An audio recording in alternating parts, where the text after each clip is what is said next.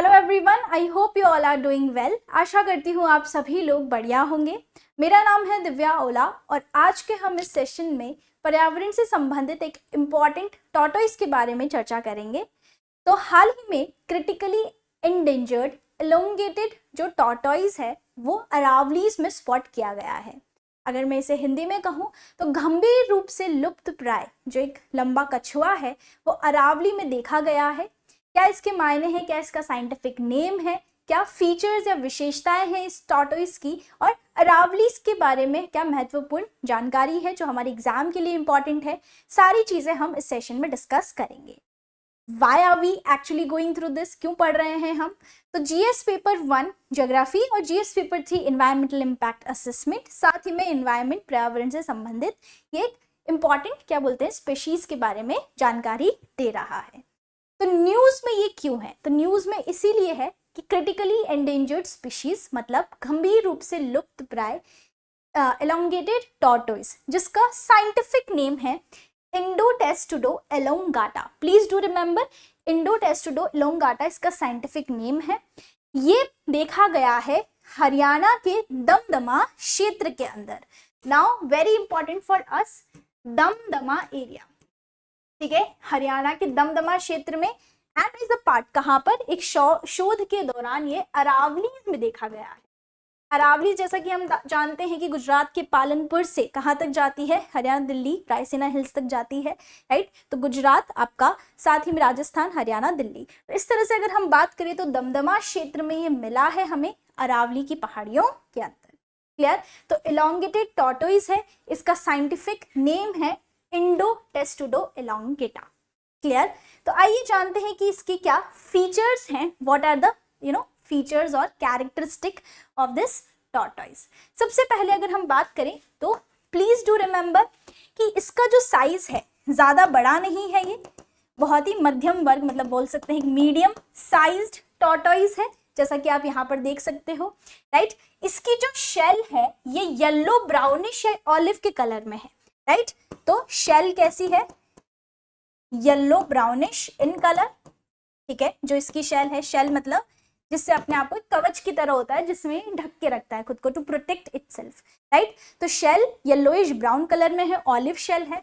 दूसरा चीज आप देखोगे हर एक स्क्रूट्स में यहाँ पर केंद्र में ब्लैक कलर के बोल सकते हैं पैचेस यहाँ पर मिलेंगे। तो ध्यान रखिएगा कि टॉर्टोइस के ऊपर जो शेल है, राइट, उसके अंदर यहाँ पर ब्लैक कलर के, आप आसान सी भाषा में देखें तो पैचेस आपको दिखाई देंगे, ब्लैक पैचेस। कहाँ पे? इनको जो बोलते हैं इनको स्कूट्स बोलते हैं, स्कूट्स, SCUTE। इनके बिल्कुल केंद्र में आपको काले कलर के इस तरह से आपको यहाँ पर क्या दिखाई देंगे? बोल सकते हैं पैचेस, ठीक है। तो ये चीज आपको ध्यान रखनी है कि कलर इसका येलो ब्राउनिश है, राइट, ऑलिव शेल है। दूसरी चीज अगर हम बात करें मीडियम साइज का है, और वेरी इंपॉर्टेंट पार्ट कि इसकी जो नोस्ट्रिल है आप देख सकते हो ये पिंक कलर की है। जो नोस्ट्रिल है इसके आसपास अगर आप एरिया देखोगे तो ये आपको पिंक कलर का दिखाई देता है। अब ये हमेशा पिंक नहीं होती है, बहुत इंपॉर्टेंट बात है कि हमेशा पिंक नहीं होगा। यहाँ पर अगर आप ध्यान दें तो सिर्फ ब्रीडिंग सीजन के अंदर जब ये मीटिंग करते हैं या ब्रीडिंग करते हैं तो दो जो टॉर्टोइस एडल्ट्स हैं उनके आंखों के आसपास और नॉस्ट्रिल्स के आसपास इस तरह से पिंक कलर आके जमा हो जाता है, राइट। तो पिंक नॉस्ट्रिल्स आप बोल सकते हो, एक पिंक कलर की रिंग दिखाई देती है नॉस्ट्रिल्स के आसपास और आंखों के आसपास भी दिखाई देती है। स्पेशली ये दिखाई देती है ब्रीडिंग सीजन के दौरान। ये चीज आपको ध्यान रखनी है इन टॉर्टोइस के बारे में। क्लियर? तो मीडियम साइज है। दूसरा चीज नॉस्ट्रिल्स और आंखों के आसपास कैसी दिखाई देती है? पिंक रिंग दिखाई देती है, specially during the breeding season. Am I clear to all? और ब्लैक कलर के पैचेस आपको यहाँ पर दिखाई देते हैं, राइट, ब्लैक ब्लोदेज जिसको अपन कहते हैं। तो ये चीज आपको ध्यान रखनी है, इस तरह से आप ध्यान रखिएगा। Am I clear? तो ये कैरेक्टरिस्टिक है इस एलोंगेटेड टॉर्टोइस के बारे में। ऑल राइट, चलिए तो आगे अगर हम बात करें तो ये कहाँ पाए जाते हैं? तो ध्यान रखिएगा, अगर हम नेचुरल वेजिटेशन की बात करें, प्राकृतिक वनस्पति में बात करें, तो यहाँ पर ये आपको साल डेसिडुअस फॉरेस्ट, जो पर्णपाती वन होते हैं, साल डेसिडियस जहाँ पे साल की मात्रा ज्यादा है, और दूसरा जो पहाड़ी बोल सकते हैं एवरग्रीन, सदाबहार जो फॉरेस्ट है, सदाबहार वन है, वहां पाए जाते हैं। दूसरा जो पूरा दक्षिण पूर्वी एशिया है उसमें ये पूरे के पूरे फैले हुए हैं। अगर हम बात करें यहाँ पर तो मध्य भारत में अपना जो छोटा नागपुर का पठार है वहां पर भी आप देख सकते हो।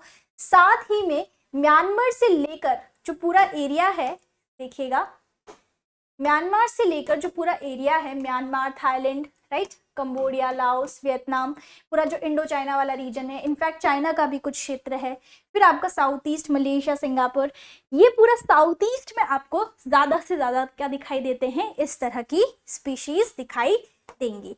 And where they are found, तो sal deciduous forest and hilly evergreen forest. Clear, ये चीज आपको ध्यान रखनी है। अब आते हैं हम IUCN के स्टेटस के अनुसार जो हमें समझ में आता है। तो IUCN that is international union for conservation of nature.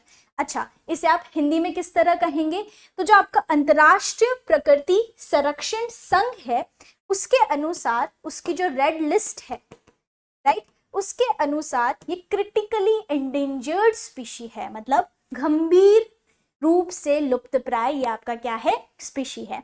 और क्रिटिकली एंडेंजर्ड लिस्ट में इसे 2018 में क्या किया गया था, ऐड किया गया था।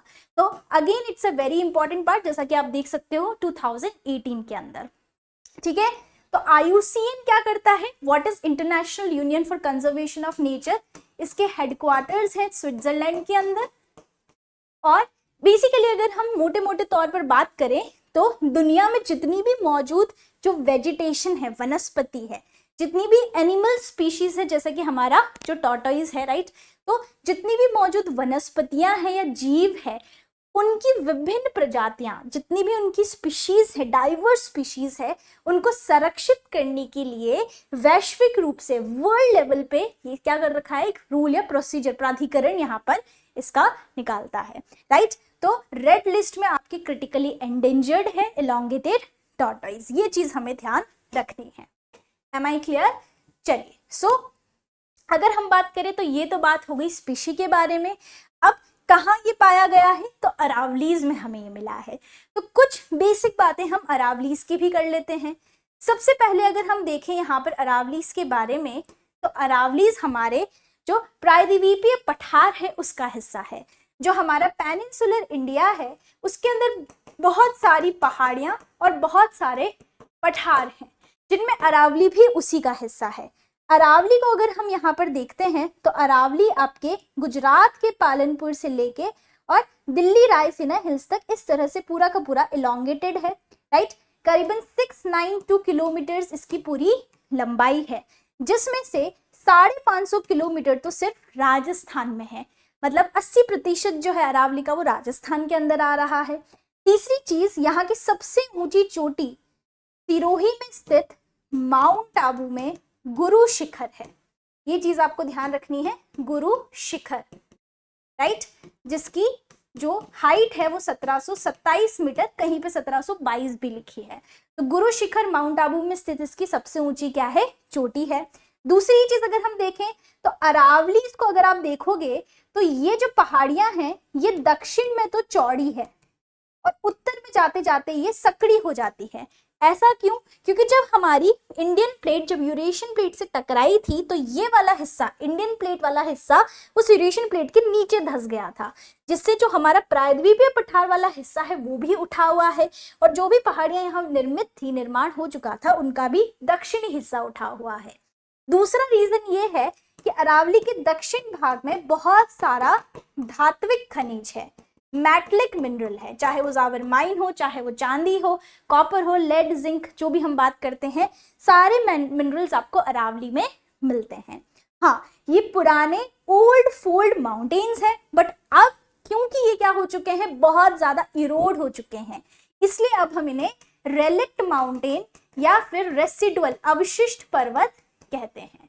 बल्कि पहले अगर हम बात करें तो अरावली हिमालय से लेके कुल लक्षद्वीप तक इतनी बड़ी फैली हुई थी, पर धीरे धीरे over the period of time इसका क्या हो चुका है, बहुत ज़्यादा अप्रदन हो चुका है, इसलिए अब ये रिलिक्ट माउंटेन कहला रही है। तो ये सब बेसिक बातें थी अरावली के बारे में, और जो हमें नई स्पीशी मिली है टॉर्टोइस की, कहाँ पर, आपके हरियाणा के अंदर। क्लियर? तो that was it for this species. I hope you have enjoyed the session. Thank you so much for watching.